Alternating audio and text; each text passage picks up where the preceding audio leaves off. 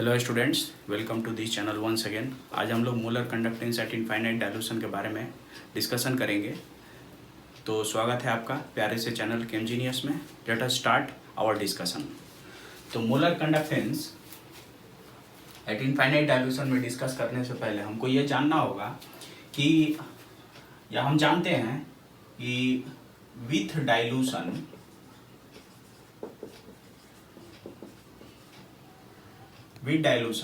the conductance of either a strong electrolyte, conductance of both a strong electrolyte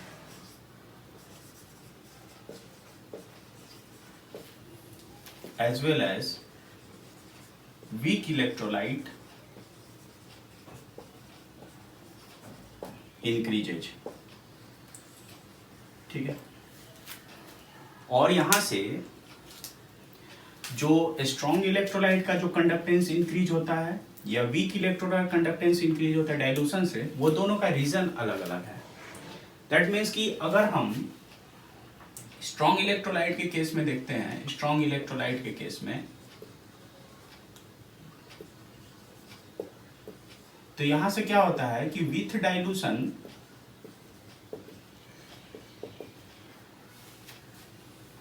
the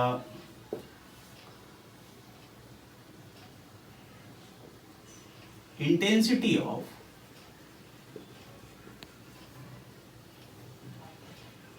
opposite charge ionic atmosphere decrease। ठीक है, जो हम लोग previously discuss किए थे कि एक चूंकि स्ट्रॉन्ग इलेक्ट्रोलाइट है और ये कंसंट्रेटेड सॉल्यूशन में, तो हर एक पॉजिटिव आयन बहुत सारे नेगेटिव आयन के साथ सराउंडेड रहेगा, बहुत सारे नेगेटिव आयन के साथ सराउंडेड रहेगा, क्योंकि पॉजिटिव और नेगेटिव आयन्स के बीच में डिस्टेंस बहुत कम होगा। तो positive eight the same time negative ion जो है बहुत सारे पॉजिटिव आयन के साथ सराउंडेड रहेगा, बहुत सारे पॉजिटिव आयन के साथ सराउंडेड रहेगा, और वाइस वर्सा। तो मतलब क्या हो रहा है कि बोथ नेगेटिव आयंस और and positive ions will be very close to each other.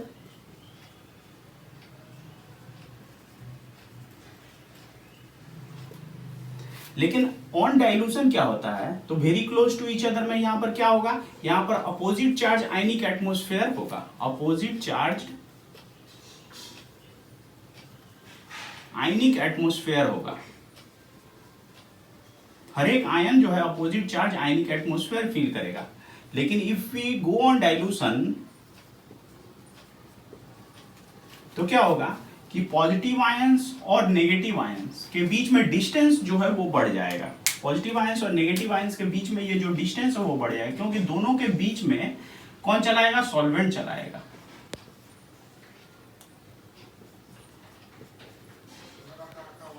दोनों के बीच में सॉल्वेंट चलाएगा।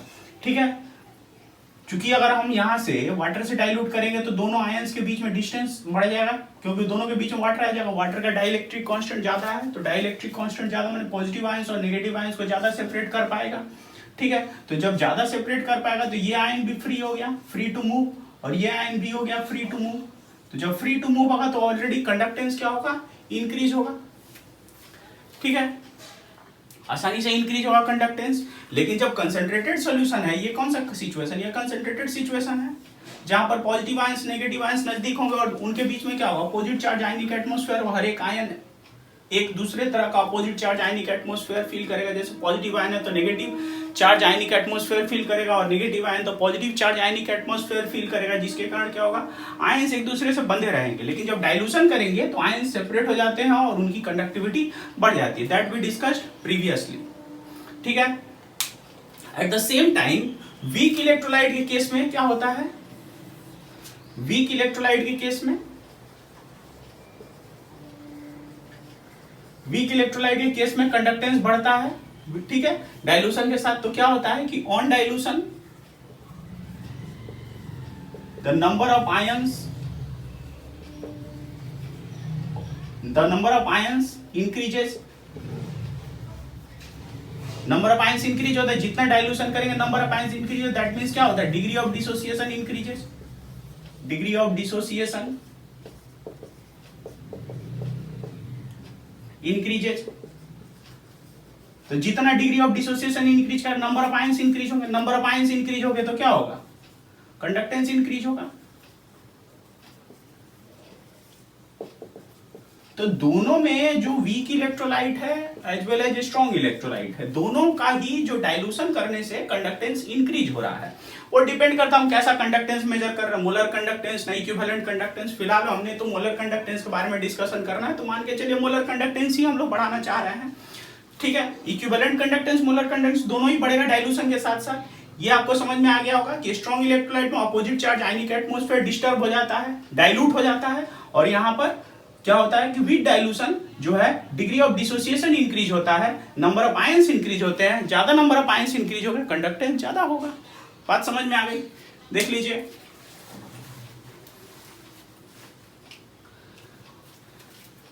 नाउ नेक्स्ट, तो यहां से जो अगर हम स्ट्रॉन्ग इलेक्ट्रोलाइट और वीक इलेक्ट्रोलाइट दोनों को ही हम डाइल्यूट करेंगे, करते जा रहे हैं, तो डाइल्यूशन के साथ साथ क्या होता है, कंडक्टेंस इंक्रीज होता है। फिलहाल हम क्या बोलेंगे मोलर कंडक्टेंस। तो मैं बोल रहा हूं कि डाइल्यूशन के साथ साथ मोलर कंडक्टेंस इंक्रीज होगा, वीक इलेक्ट्रोलाइट का भी और स्ट्रॉन्ग इलेक्ट्रोलाइट का भी, दोनों का ही मोलर कंडक्टेंस इंक्रीज होगा। लेकिन कब तक हम उसको डाइल्यूट करते रहेंगे, हमारा मेन उद्देश्य क्या है कि हम मैक्सिमम मोलर कंडक्टेंस पाना चाहते हैं। तो मैक्सिमम मोलर कंडक्टेंस किस सिचुएशन में मिलेगा, जब हम उसको ज्यादा डाइल्यूट कर देंगे, ठीक है। तो ये जो molar conductance, maximum molar conductance find out के लिए, ठीक है, 3 साइंटिस्ट ने एक इक्वेशन दिया था जिसको हम बोलते हैं डिबाई हकेल ओनसागर इक्वेशन। इस डिबाई हकेल ओनसागर इक्वेशन की सहायता से हम लोग क्या कर सकते हैं कि molar conductance at infinite dilution पर हम लोग फाइंड आउट कर सकते हैं। तो मेरा मेन उद्देश्य क्या हो गया, टू कैलकुलेट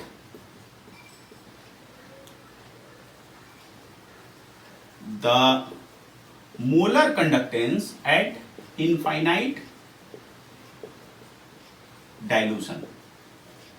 तो ये इनफाइनाइट डाइल्यूशन पर जो मोलर कंडक्टेंस मिल गया वो क्या मिलेगा, लैम्डा मोलर कंडक्टेंस, इसको हम बोलेंगे maximum value, maximum lambda molar. तो मैक्सिमम वैल्यू हमको अचीव होगा, ठीक है, वीक इलेक्ट्रोलाइट के केस में भी और स्ट्रॉन्ग इलेक्ट्रोलाइट के केस में भी, ठीक है। तो इक्वेशन क्या है, इक्वेशन ये है कि lambda molar is equal to lambda molar infinite dilution minus A root C, ये फॉर्मूला है, ठीक है। जहां पर ये तो कंडक्टेंस है एट ए पर्टिकुलर कंसंट्रेशन, ये हो गया conductance at infinite dilution, infinite dilution, infinite dilution माने यहाँ जीरो क्या इंडिकेट करता है, जीरो इंडिकेट करता है यहाँ पर कंसंट्रेशन टेंड्स टू जीरो होगा, ए कांस्टेंट है और ये क्या है, ये कंसंट्रेशन है, ठीक है। तो हम लोग अब जो है ग्राफिकली स्ट्रॉन्ग इलेक्ट्रोलाइट का डिबाई हकेल ओनसागर इक्वेशन से हम लोग देखने की कोशिश करेंगे कि हम लोग ग्राफिकली स्ट्रॉन्ग इलेक्ट्रोलाइट का मोलर कंडक्टेंस कैसे कैलकुलेट कर पा रहे हैं। लेट अस सी, देखा जाए कैसे होता है। ये मिटा रहा हूं सब चीज, इक्वेशन ही मिटा रहा हूं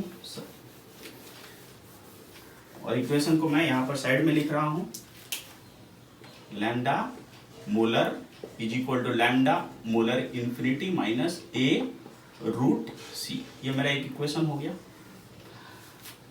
अब हम फॉर स्ट्रॉन्ग इलेक्ट्रोलाइट के केस में हम देखेंगे, फॉर स्ट्रॉन्ग इलेक्ट्रोलाइट, ठीक है। ऑब्वियसली डाइल्यूशन के साथ कंडक्टेंस बढ़ेगा, मोलर कंडक्टेंस बढ़ेगा। तो यहां पर मैं एक ग्राफ ड्रॉ कर रहा हूं, ध्यान से देखिए। यहां पर वेरिएबल कौन है, ये वेरिएबल है और ये वेरिएबल है, ये तो कांस्टेंट है सॉल्वेंट कांस्टेंट और ये तो लिमिटिंग वैल्यू है। ओके, लिमिटिंग वैल्यू का मतलब ये मैक्सिमम मोलर कंडक्टेंस है, उससे ज्यादा नहीं मिलेगा। तो एक लिमिट हो गया कि हाँ ये एक लिमिट है, इस यहां तक मैक्सिमम मोलर कंडक्टेंस मिलेगा किसी भी इलेक्ट्रोलाइट का, उससे ज्यादा हम नहीं फाइंड आउट कर पा रहे हैं। या डाइल्यूशन मतलब ये होगा कि molar conductance at zero dilution, मतलब maximum infinite dilution, that means यहां पर कंसंट्रेशन क्या होगा, टेंस टू जीरो। तो ये अगर मैं थोड़ा सा अगर क्लियरिफाई करूं तो ये मोलर कंडक्टेंस कब है, at concentration tends to zero. तो कंसंट्रेशन टेंस टू जीरो का मतलब क्या होगा, इनफाइनाइट डाइल्यूशन पर, इनफाइनाइट डाइल्यूशन। तो यहां से ये जो मिला ये क्या होगा, ये molar conductance at infinite dilution, ठीक है, जिसको हम लोग बोलते हैं limiting value of molar conductance.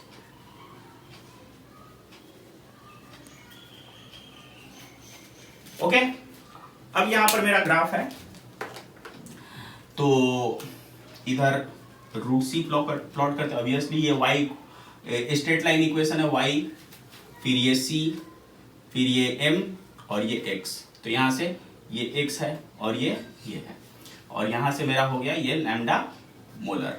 तो इधर कंडक्टेंस इंक्रीज होगा और इधर कंसंट्रेशन इंक्रीज होगा।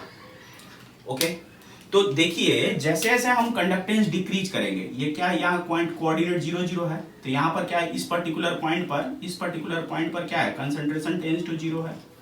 तो इस पर्टिकुलर पॉइंट यानी हम क्या करेंगे, कंडक्टेंस को डिक्रीज करेंगे, कंसंट्रेशन डिक्रीज करेंगे, इधर कंसंट्रेशन डिक्रीज होगा,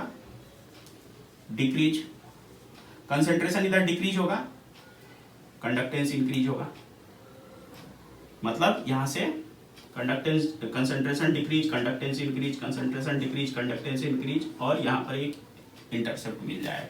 देखिए नेगेटिव स्लोप यहां पर स्ट्रेट लाइन इक्वेशन में मिल रहा है।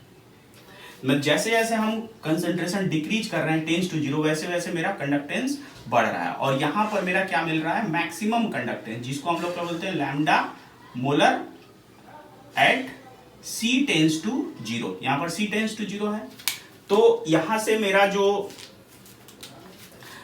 वैल्यू है यहां से लेके यहां तक का ये क्या हो जाएगा, ये मेरा इंटरसेप्ट है। इंटरसेप्ट से मेरा क्या इंफॉर्मेशन मिल रहा है, इंटरसेप्ट से मेरा इंफॉर्मेशन मिला लैम्डा 0 मोलर। ये ग्राफ से हमें क्या इंफॉर्मेशन मिल रहा है कि जैसे जैसे हम कंसंट्रेशन डिक्रीज करते जा रहे हैं, कंडक्टेंस इंक्रीज हो रहा है, जैसे जैसे कंसंट्रेशन डिक्रीज कर रहा है, कंडक्टेंस इंक्रीज हो रहा है, और फाइनली ये रेड लाइन जो है इस एक्सिस को कट कर रहा है एक पर्टिकुलर पॉइंट पर। जिस पॉइंट पर कट कर रहा है वही मेरा लिमिटिंग वैल्यू है, लिमिटिंग वैल्यू ऑफ क्या, मोलर कंडक्टेंस का।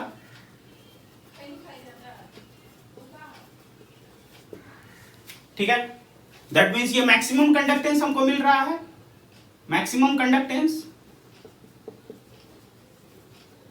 तो ग्राफिकली जो मेरा इक्वेशन है ये वाला डीवाई हकेल ओनसागर इक्वेशन से हम जो है आसानी से lambda molar eight infinite dilution पर कैलकुलेट कर पा रहे हैं ग्राफिकली, और बहुत करेक्टली कर पा रहे हैं ग्राफ से, ये इक्वेशन से। और ये इक्वेशन पूरी तरह से जस्टिफाई कर रहा है मेरे कंसेप्ट को, देख लीजिए।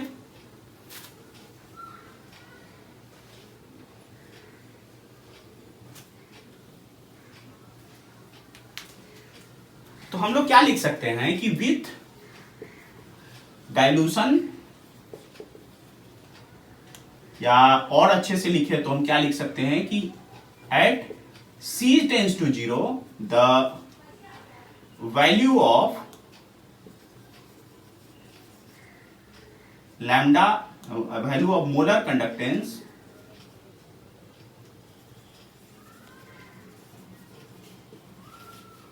at infinite dilution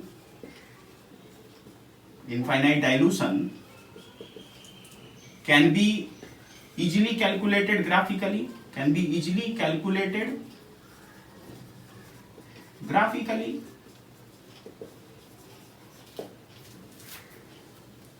At C tends to 0, the value of molar conductance at infinite dilution can easily calculated graphically in case of किसका? In case of strong electrolyte.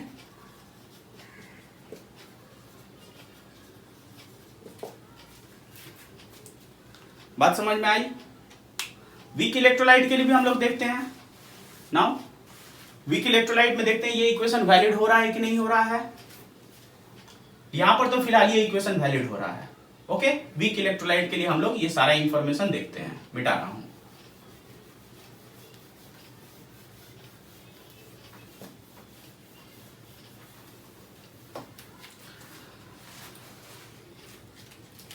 For weak electrolyte,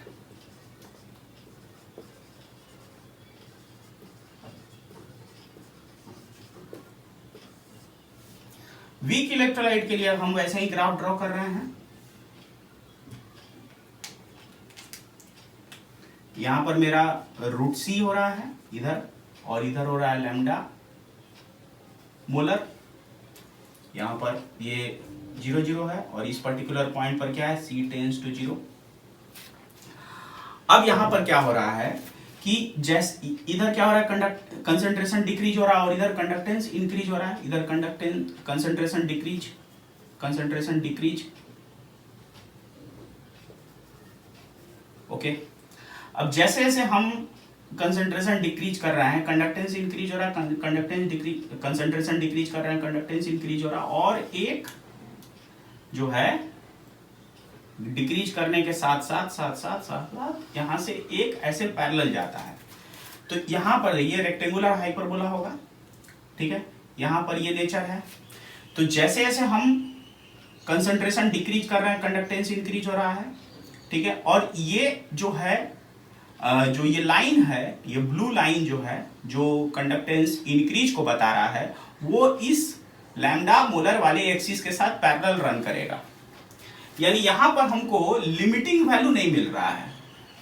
ठीक है, that means lambda molar eight infinite dilution not found. Cut नहीं कर रहा है ना, यहां पर कट नहीं कर रहा है. इसको मैं रेड पेन से दिखाऊं तो अच्छे समझ आएगा. यहां से ये कट नहीं कर रहा है. ओके, तो यहां पर ये जो इक्वेशन है, ये इक्वेशन यहां पर वैलिड नहीं है. यहां पर ये वाला equation not valid in case of क्या? Weak electrolyte. In case of weak electrolyte यहां पर. लेकिन यहां पर कुछ हद तक ये जो है जस्टिफाई कर रहा है कि जैसे जैसे कंसंट्रेशन डिक्रीज हो रहा है, कंडक्टेंस इंक्रीज हो रहा है, कंसंट्रेशन डिक्रीज हो रहा है, कंडक्टेंस इंक्रीज हो रहा है, लेकिन हमको लिमिटिंग वैल्यू नहीं मिल रहा है. जो ये वाला जो वैल्यू चाहिए वो वैल्यू यहां नहीं मिल रहा है. बात समझ में आई? क्यों नहीं मिल रहा है? इसलिए नहीं मिल रहा है कि जो डिग्री ऑफ डिसोसिएशन है, degree of dissociation for weak electrolyte continues to increase.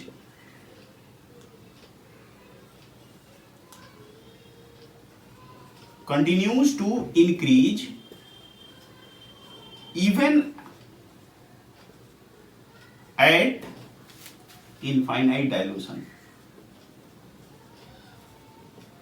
मतलब हम सोच रहे हैं कि इनफाइनाइट डाइल्यूशन में जो है डिग्री ऑफ डिसोसिएशन 100% हो गया. ऐसा संभव नहीं है. वीक इलेक्ट्रोलाइट है ना, वीक इलेक्ट्रोलाइट किसी भी हाल में 100% डिसोसिएट नहीं होगा, चाहे आप उसको जितना भी डाइल्यूट क्यों ना कर दीजिए. तो यहां पर इवन एट इनफाइनाइट डाइल्यूशन पर हम पहुंच रहे हैं, उसका डिग्री ऑफ डिसोसिएशन इंक्रीज करते रहता है. इसीलिए ये लाइन है, ये पहले तो काफी तेजी से कंडक्टेंस बढ़ेगा कंसेंट्रेशन डिक्रीज के साथ साथ. उसके बाद जो है वो लाइन पैरेलल रन करेगा.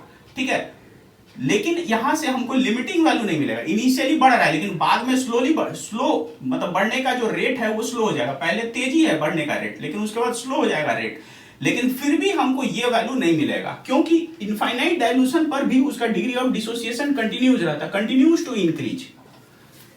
बात समझ में आई ना? इसीलिए वो वैल्यू हमको बढ़ता हुआ ही मिलेगा. दैट मींस यहां से हमको एग्जैक्ट वैल्यू कभी नहीं मिलेगा. क्या? लिमिटिंग वैल्यू का, जो हम लोग यहां पर बोल रहे हैं molar conductance at infinite dilution, that can not be find from this graph.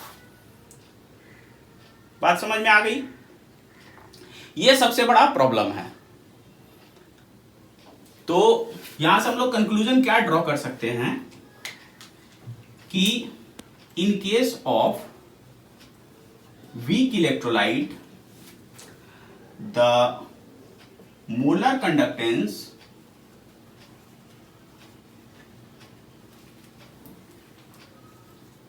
at infinite dilution cannot be calculated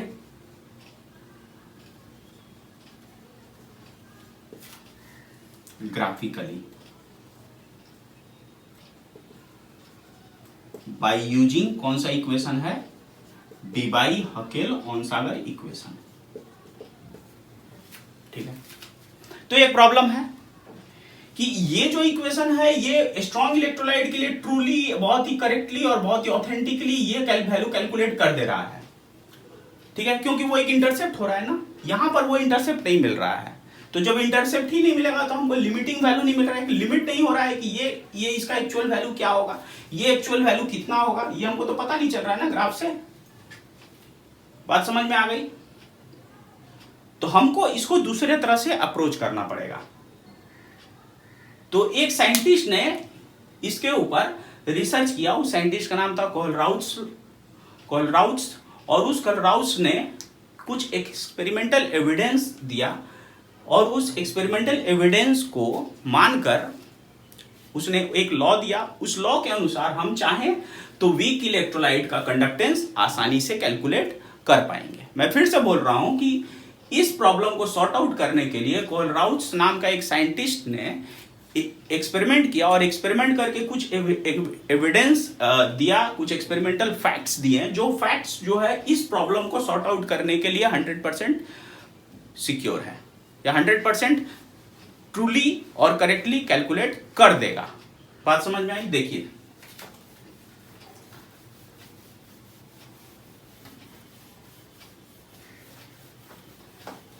तो जो हम कैलकुलेट करना चाह रहे हैं molar conductance at infinite dilution को, वो स्ट्रॉन्ग इलेक्ट्रोलाइट के केस में आसानी से कैलकुलेट हो जा रहा है, लेकिन वीक इलेक्ट्रोलाइट के केस में आसानी से कैलकुलेट नहीं हो रहा है।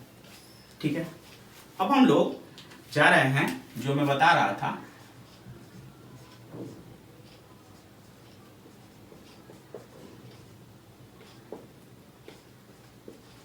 कोलराउट्स नाम के एक साइंटिस्ट ने कुछ एविडेंस दिया और लॉ प्रपोज किया उस एविडेंस के ऊपर, उस एक्सपेरिमेंटल फैक्ट्स के ऊपर। तो सबसे पहले हम लोग कोलराउट्स एक्सपेरिमेंट देख लेते हैं लॉज के पहले।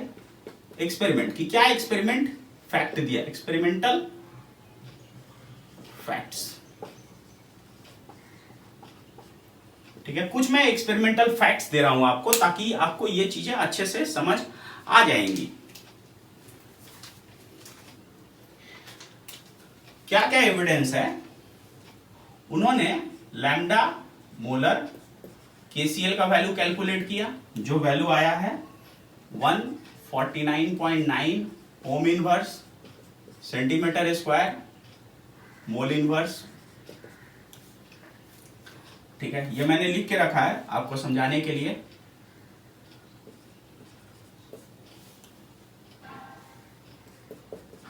NaCl 126.5 सेम यूनिट होगा। तो ये यहां पर दो एक्सपेरिमेंटल फैक्ट्स दिया। पहला हुआ फॉर कैटायंस के लिए, फॉर कॉमन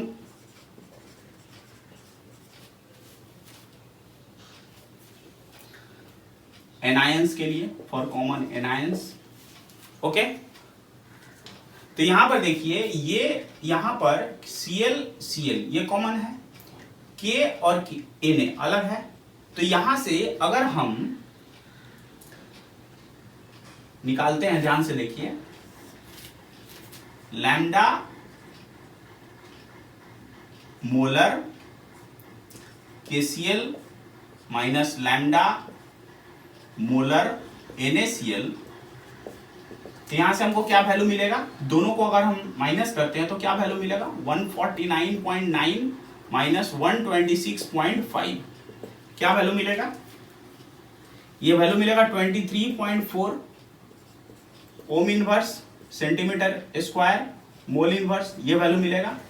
ये मैं एक्सपेरिमेंटल एविडेंस दे रहा हूं कि जहां पर देखिए कॉमन एनायन हो रहा है, तो यहां से जो इलेक्ट्रोलाइट का डिफरेंस है कॉमन एनायन के लिए, वो कितना वैल्यू दे रहा है यहाँ पे 23.5। एक और एक्सपेरिमेंट कर रहा हूं कॉमन एनायन के लिए, लैम्डा मोलर KBr, इसका वैल्यू 151.9 सेम यूनिट होगा, ओम inverse centimetre square mole inverse. और लैम्डा मोलर NaBr, आप बहुत अच्छे से देख पा रहे हैं यहां पर क्लोरीन क्लोरीन कॉमन एनायन है, यहां पर ब्रोमीन ब्रोमीन कॉमन एनायन है। फिलहाल इसका इस इलेक्ट्रोलाइट का कंडक्टेंस कितना है 128.5 यूनिट वही रहेगा। तो यहां पर अगर हम डिफरेंस निकालते हैं lambda molar KBr minus lambda molar NaBr, तो यहां पर 151.9 माइनस 128.5, अगेन ये वैल्यू आएगा 23.4 विथ सेम यूनिट। अब यहां से देखिए कॉमन कौन है, क्लोरीन क्लोरीन कॉमन है, तो अगर मैं इसको तोड़ के लिखता हूं lambda K plus plus lambda infinity Cl minus, लिख सकते हैं minus lambda infinity Na plus plus lambda infinity Cl minus. ये दोनों को सॉल्व करेंगे तो यहां पर हमको एक वैल्यू मिलेगा lambda infinity K plus minus lambda infinity Na plus, value तो सेम रहेगा 23.4 सेम यूनिट के साथ। यहां पर भी वही आएगा, अगर इसको भी सॉल्व करें तो lambda K plus minus lambda Na plus, ये वैल्यू भी 23.4 ओम inverse centimetre square mole inverse आएगा। क्या दोनों एविडेंस से क्या इंफॉर्मेशन मिल रहा है कि यहां पर जो कैटायन है वो अपने एनायन के एटमॉस्फेयर से इंडिपेंडेंट है। यहां पर जो कैटायन है वो अपने एनायन के एटमॉस्फेयर से इंडिपेंडेंट है। कब? जब हम ये इनफाइनाइट डाइल्यूशन के बारे में सोच रहे हैं। तो यहां पर देखिए जीरो है, तो हम लोग क्या बोल सकते हैं कि एट इनफाइनाइट डाइल्यूशन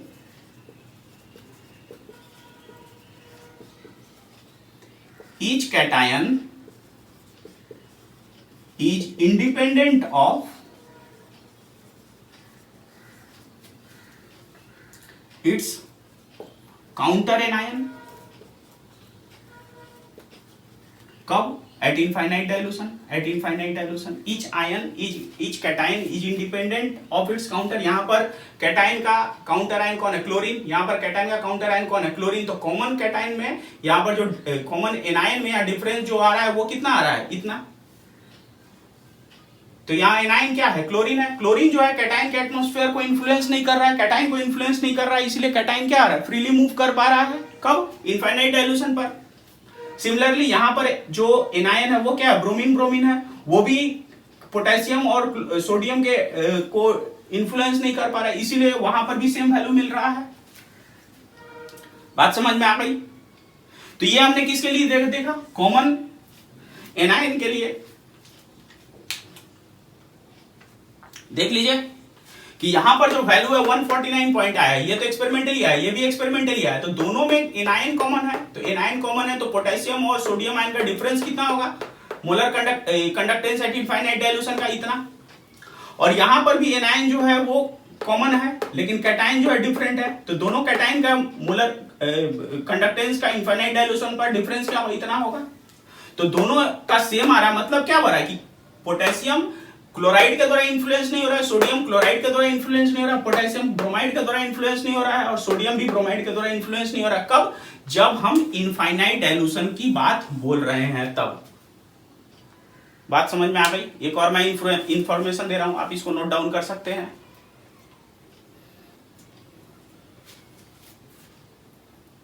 ये कोलराउट्स का एक्सपेरिमेंटल फैक्ट है। एक और इंफॉर्मेशन दे रहा हूं, देखिए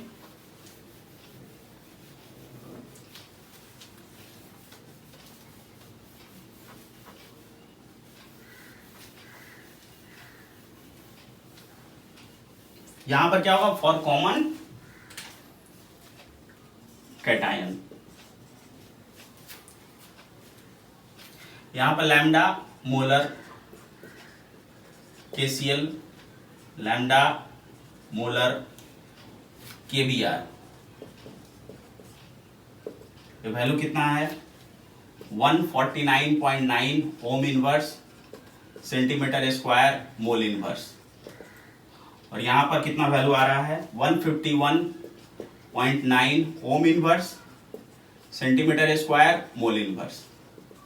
तो यहां से अगर मैं डिफरेंस लेता हूं सेम वैसे ही आएगा, यहां पर अगर मैं करता हूं Br minus minus lambda molar Cl minus, value कितना आएगा 2, देख लीजिए ओम inverse centimetre square mole inverse. तो यहां पर कैटायन कॉमन है, एनायन डिफरेंस है, यही कैटायन को मैं कॉमन रख रहा हूं यहां पे भी, देखिए यहां पर NaCl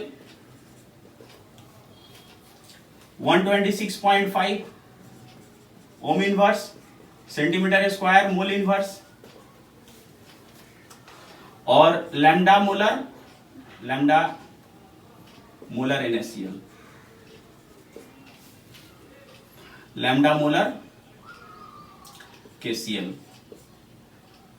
ओ NaBr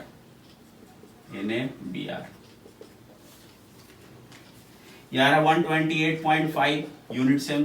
तो यहां पर भी अगर हम डिफरेंस निकालते हैं Br माइनस इंफिनिटी पर माइनस इंफिनिटी पर Cl माइनस, ये भी 2 आएगा ओम inverse centimetre square mole inverse. अब यहां से भी वही सेम इंफॉर्मेशन मिल रहा है कि जो एनायन है वो करेस्पॉन्डिंग कैटायन के एटमॉस्फेयर के द्वारा इन्फ्लुएंस नहीं होगा। यहां पर भी देखिए, यहां पर एनायन जो है वो पोटेशियम के सराउंडिंग में है, यहां पर एनायन जो है वो सोडियम के सराउंडिंग में है, लेकिन दोनों ही जो है वो कैटायन के द्वारा इन्फ्लुएंस नहीं हो रहा है। मतलब क्या हो रहा है, इनफाइनाइट डाइल्यूशन पर कैटायन एनायन को इन्फ्लुएंस नहीं कर सकता है और एनायन जो है कैटायन को इन्फ्लुएंस नहीं कर सकता। तो यहां पर हम फिर से लिख सकते हैं एट इनफाइनाइट डाइल्यूशन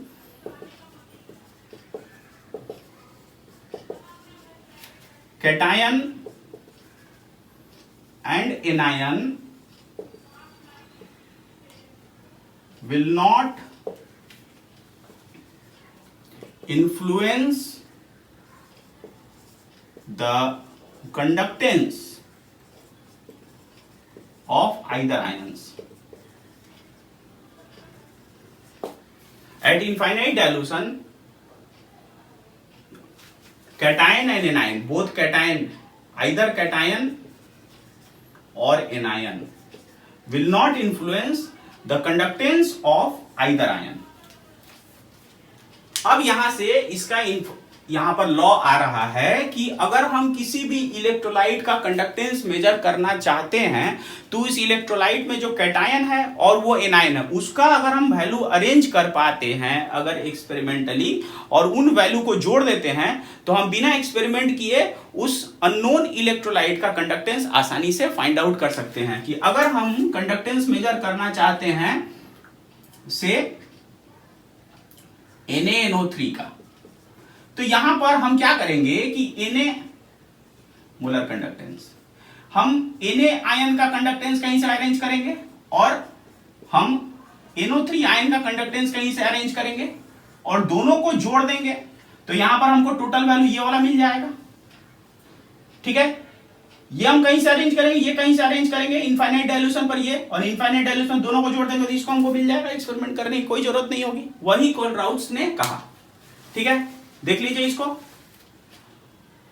मिटा रहा हूं। तो ये कोलराउट्स एक्सपेरिमेंटल फैक्ट्स था। तो लॉ क्या बोल रहा है,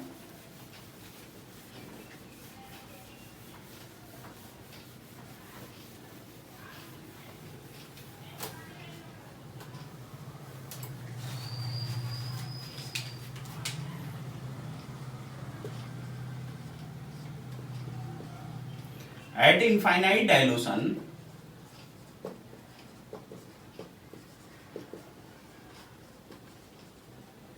the molar conductance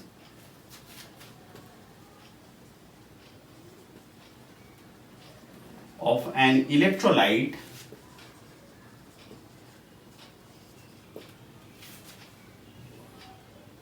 will be equal to the sum of the conductance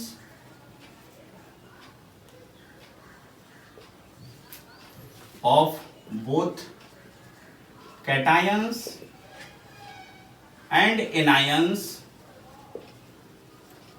कहां पे? एट इनफाइनाइट डायल्यूशन पर।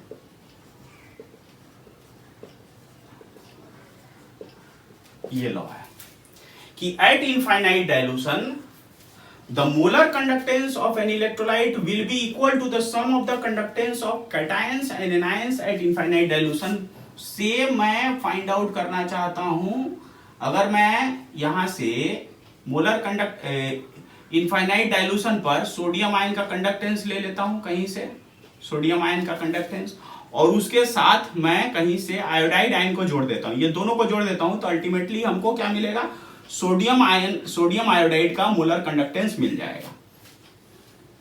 सिमिलरली अगर हम इनफाइनाइट डाइल्यूशन पर कैल्शियम आयन का कंडक्टेंस के साथ दो इनफाइनाइट डाइल्यूशन पर क्लोराइड आयन के कंडक्टेंस को जोड़ रहे हैं, तो यहां पर हमको मोलर कंडक्टेंस मिल जाएगा कैल्शियम क्लोराइड का। उसी तरह अगर हम molar conductance at infinite dilution aluminium ion के साथ हम 3 क्लोराइड आयन के कंडक्टेंस एट इनफाइनाइट डाइल्यूशन को जोड़ते हैं, तो हमको मोलर कंडक्टेंस किसका मिल जाएगा? AlCl3 का। सिमिलरली तो ये सारे तो स्ट्रॉन्ग इलेक्ट्रोलाइट हो गए। सिमिलरली अगर हम अगर कहीं से एसीटेट आयन का कंडक्टेंस फाइंड आउट कर ले रहे हैं और उसके साथ H प्लस आयन का कंडक्टेंस कहीं से फाइंड आउट कर ले रहे हैं दोनों इनफाइनाइट डाइल्यूशन पर, तो ये दोनों हमको क्या देगा? दोनों हमको देगा molar conductance of acetic acid.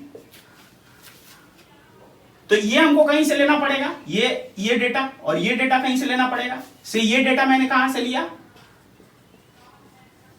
Sodium acetate से एसीटेट आयन लिया, और ये डेटा कहां से लिया? मैंने HCl से लिया, हाइड्रोजन आयन, और एसीटेट आयन को कहां से लिया? सोडियम एसीटेट से। तो हमें सोडियम एसीटेट से एसीटेट आयन ले लिया और HCl से हाइड्रोजन आयन का ले लिया, ये दोनों ही इनफाइनाइट डाइल्यूशन पर है, तो हमें ये मिल जाएगा। आई थिंक आपको अच्छे समझ में आ गया होगा। ओके, अब एक एग्जांपल देके समझाता हूं वीक इलेक्ट्रोलाइट के लिए। हमारा जो प्रॉब्लम क्या था कि वीक इलेक्ट्रोलाइट का ग्राफिकली हम कंडक्टेंस फाइंड आउट नहीं कर पा रहे थे, मोलर कंडक्टेंस इनफाइनाइट डाइल्यूशन पर। तो अब हम वीक इलेक्ट्रोलाइट का कैसे फाइंड आउट करेंगे, ये देखिए। से हमको चाहिए molar conductance of acetic acid का। एसिटिक एसिड का मोलर कंडक्टेंस हमको चाहिए, ये वैल्यू कितना होगा? हमको क्या मालूम है कि हम अगर एसीटेट आयन का कंडक्टेंस फाइंड आउट कर ले रहे हैं और हाइड्रोजन आयन का कंडक्टेंस इनफाइनाइट डाइल्यूशन में फाइंड आउट कर ले रहे हैं, तो दोनों को जोड़ने से ये मिल जाएगा। अब ये हमको कहां से मिलेगा? देखिए ध्यान से, यहां से ये एसीटेट आयन है और ये मेरा हाइड्रोजन आयन है। इसके साथ हम क्या करेंगे? सोडियम आयन को जोड़ेंगे, सोडियम आयन को घटाएंगे, न्यूमेरिकली हम कर रहे हैं। उसके साथ क्लोराइड आयन को जोड़ेंगे और क्लोराइड आयन को घटाएंगे। हम किसको किसको लेंगे? ध्यान से देखिए, हम लेंगे इसके साथ इसको, ये हाइड्रोजन के साथ लेंगे क्लोराइड को, और ये सोडियम आयन के साथ लेंगे क्लोराइड को। देखिए क्या होता है, lambda acetate ion plus lambda Na plus, ये मिल गया, प्लस लैम्डा H प्लस और ये Cl प्लस है, तो यहां से लैम्डा Cl प्लस ये हो गया, माइनस बाकी जो बचा उसको छोड़ देंगे, लैम्डा Na प्लस सोडियम के साथ माइनस लैम्डा Cl माइनस। अब जब हम इसको ब्रैकेट में लेंगे तो ये क्या होगा? प्लस में चला जाएगा, तो यहां से क्या आ गया? Lambda molar of sodium acetate plus lambda molar of HCl minus lambda molar of Na, lambda molar of HCl, lambda molar of NaCl। अब यहां से ये तो सॉल्ट है, सॉल्ट है तो सॉल्ट हमेशा स्ट्रॉन्ग इलेक्ट्रोलाइट रहता है, HCl स्ट्रॉन्ग इलेक्ट्रोलाइट है और NaCl भी स्ट्रॉन्ग इलेक्ट्रोलाइट है। तो यहां पर वीक इलेक्ट्रोलाइट का जो मोलर कंडक्टेंस है इनफाइनाइट डाइल्यूशन को, उसको हमको किस फॉर्म में कैलकुलेट कर पाए, in terms of strong electrolyte. That means कि if we express the weak electrolyte in terms of a strong electrolyte, then we can easily calculate the molar conductance of weak electrolyte at infinite dilution।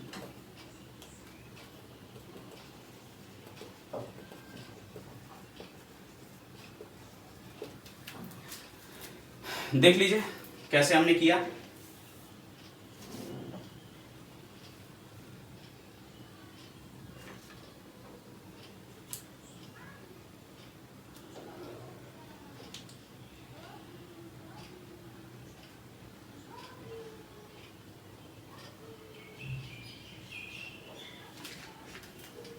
तो यहां पर हम जो है weak electrolyte का जो molar conductance infinite dilution पर है वो कोलराउच लॉ को यूज करके हम इन terms of strong electrolyte calculate कर पा रहे हैं। तो अगर स्ट्रॉन्ग इलेक्ट्रोलाइट का हम कंडक्टेंस जानते हैं ऑब्वियसली ये तो ग्राफिकली मिल जाएगा। तो ये जोड़ घटाव करके, इसमें जोड़ को किसके साथ जोड़ना है, घटाना किसके साथ है, जोड़ घटाव करके हम ये फाइंड आउट कर पाएंगे। बात समझ में आ गई। तो यहां पर एक बेनिफिट है कोलराउच लॉ का कि Kohlrausch law can able to easily tell that we can able to calculate the molar conductance at infinite dilution for weak electrolyte numerically, not graphically. Numerically हम सॉल्व कर पा रहे हैं। बात समझ में आई। ऐसा ही एक सवाल दे रहा हूं, देखिए सवाल है eight infinite dilution the molar conductance of HCl, NaCl and sodium acetate CH3COONA solutions are 426.2, 126.5 and 91.0 Om inverse, centimetre square, mole inverse respectively, okay. Calculate the molar conductance of acetic acid at infinite dilution।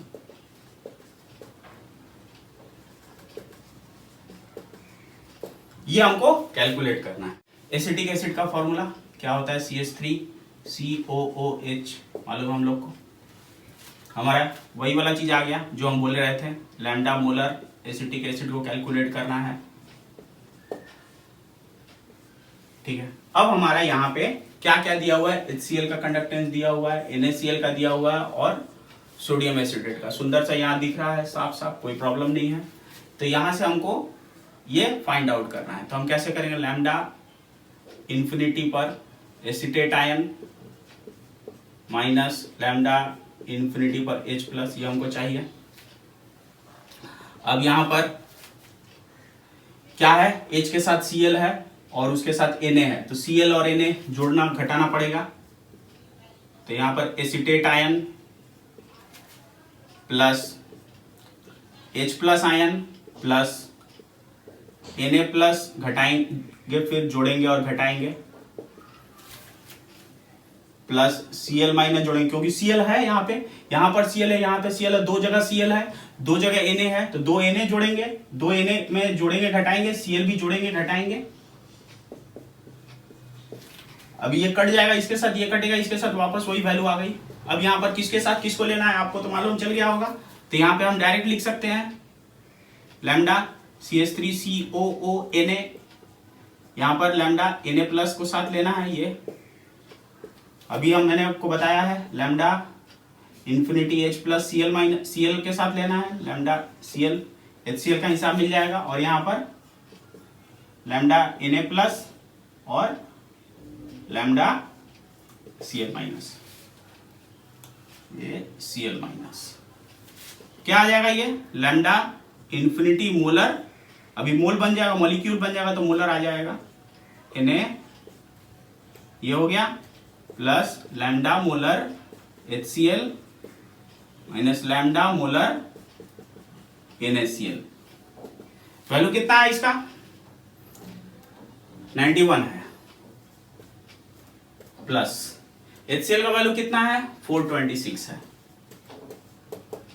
Minus NaCl का value कितना 126.5 है, कितना value आएगा calculate करिए, तो ये आएगा 390 390.7 ओम inverse centimetre square.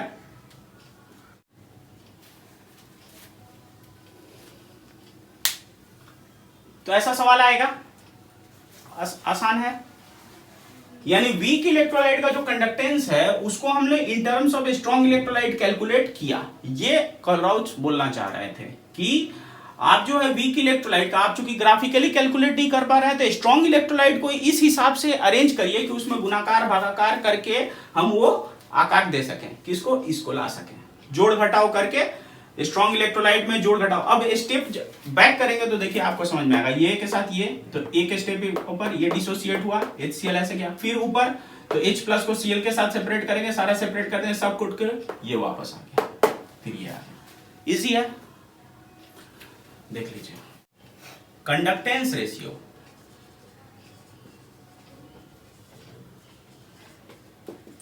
ये जस्ट फॉर्मूला है, न्यूमेरिकल करने के लिए आपको हेल्प होगा। क्या बता रहा है, it is the ratio between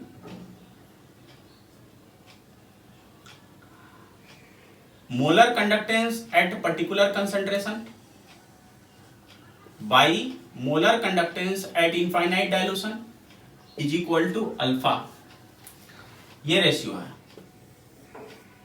जहां पर अल्फा क्या है, डिग्री ऑफ डिसोसिएशन है, इसका वीक इलेक्ट्रोलाइट का, वीक इलेक्ट्रोलाइट का ये conductance ratio. It is the ratio between molar conductance at particular concentration and the molar conductance at infinite dilution which is equal to the degree of dissociation, that's it। okay, simple है। इसके ऊपर एक हम लोग सवाल कर लेते हैं, इसके ऊपर एक न्यूमेरिकल्स कर लेते हैं। ये जो है ऐसे स्ट्रेट कट नहीं पूछा, कंडक्टेंस रेशियो क्या है, न्यूमेरिकल्स के लिए हेल्प होता है, इसलिए मैंने न्यूमेरिकल्स के पॉइंट ऑफ व्यू से इसको मैंने लिखवा दिया। क्या सवाल पूछता है देखिए, question at infinite dilution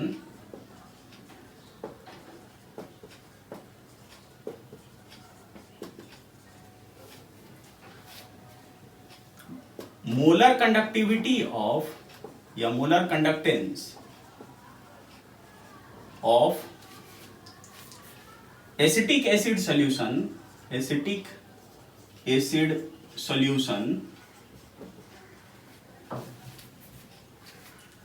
at a given temperature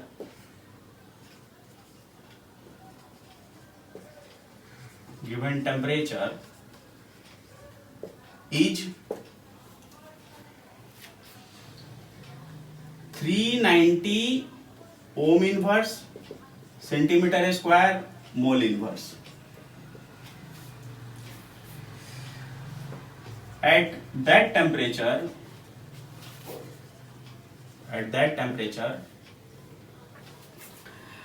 the molar conductivity of the molar conductivity, एक चीज बता रहा हूं, मोलर कंडक्टिविटी या मोलर कंडक्टेंस एक ही है, of 0.001 molar acetic acid is 55 Om inverse centimetre square mole inverse. What is the pH of 0.001 molar acetic acid solution? ये सवाल है। क्या क्या गिवन है, पहले गिवन लिख लेते हैं यहाँ पे ना, सुविधा रहेगा। गिवन क्या क्या है, जब सवाल थोड़ा सा परेशान करने लगे गिवन बोल के लिख लीजिए, काम आसान हो जाएगा। Infinite dilution molar conductance infinite dilution पर दिया है, दैट मीन्स ये दिया हुआ है लैम्डा इन्फिनिटी मोलर, किसका, एसिटिक एसिड का, इन्फिनिटी मोलर एसिटिक एसिड का कितना दिया है, 390 390 ओम inverse centimetre square mole inverse. और लैम्डा पर्टिकुलर कंसंट्रेशन पर क्या दिया है एसिटिक एसिड का, 55 ओम inverse centimetre square mole inverse. ये इंफॉर्मेशन दिया हुआ, और क्या दिया, कंसंट्रेशन दिया हुआ है।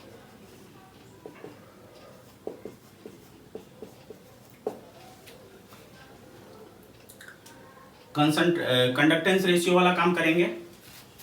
यहां पर लैम्डा कंसंट्रेशन पर्टिकुलर कंसंट्रेशन पर लैम्डा इन्फिनिटी पर अल्फा होता है, तो यहां पर अल्फा का वैल्यू निकल जाएगा। ये कितना आएगा, 55 390, रेशियो तो कट जाएगा, यहां से एक वैल्यू आ जाएगा। ओके, उसके बाद यहां से देखिए ध्यान से, इसके बाद असली खेल यहीं से शुरू होता है। मेरा क्या है, एसिटिक एसिड है। एसिटिक एसिड डिसोसिएट होता है acetate ion and H+ ion, ठीक है। वीक इलेक्ट्रोलाइट है तो डिग्री ऑफ डिसोसिएशन इसमें होगा, यहां से डिग्री ऑफ डिसोसिएशन मिल रहा है, ये किसका मिल रहा है, एसिटिक एसिड का। यहां पर क्या करेंगे, यहां पर इनिशियली क्या केस था, थोड़ा सा इसको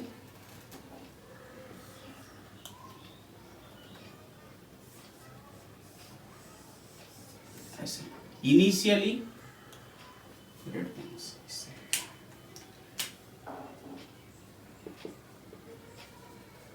ये C था, ये 0 था, डिसोसिएट नहीं हुआ था। एट इक्विलिब्रियम क्या हुआ, ये डिसोसिएट हुआ 1 माइनस अल्फा, ये C अल्फा यहां से कंसंट्रेशन ऑफ H+ कितना निकल गया, concentration of H+ C alpha निकला। ओके, तो यहां पर C कितना है, 0.001 इंटू अल्फा का वैल्यू कितना है, 55/39 390, ये हो गया। क्या निकालेंगे, pH is equal to negative log concentration of H+, concentration H+ तो मेरा निकल गया ना, तो pH negative log concentration H+, log concentration H+ कितना है, 0.001 इंटू 55/390, कितना वैल्यू आएगा, कैलकुलेट करिए, ये आ जाएगा 3.9 pH, एसिडिक है, सॉल्व करने से।